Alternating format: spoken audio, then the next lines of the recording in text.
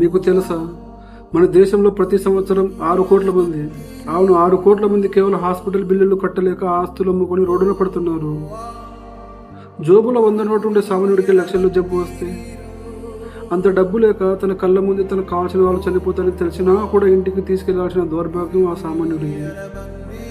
ఇంకా దారుణం ఏంటంటే, ఆ జబ్బు ఆ ఇంటి పెద్ద దిక్కుకే వస్తే, నా కోసం ఇప్పుడు అప్పులు చేస్తే నా తదనంతరం నా పిల్లలు అప్పు తీర్చలేక చేస్తారు అని తన ప్రాణం కంటే పిల్లల భవిష్యత్తు కోసం చికిత్సనే వదులుకుంటున్నాడు.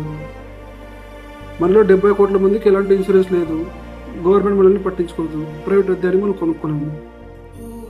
ఓట్ల కోసం పనికిరాని పథకాలకు కోట్లు తగిలేసే ప్రభుత్వాలు పేదవాడి ప్రాణం కాపాడే కార్పొరేట్ వైద్యాన్ని ఎందుకని ఉచితం చేయవు?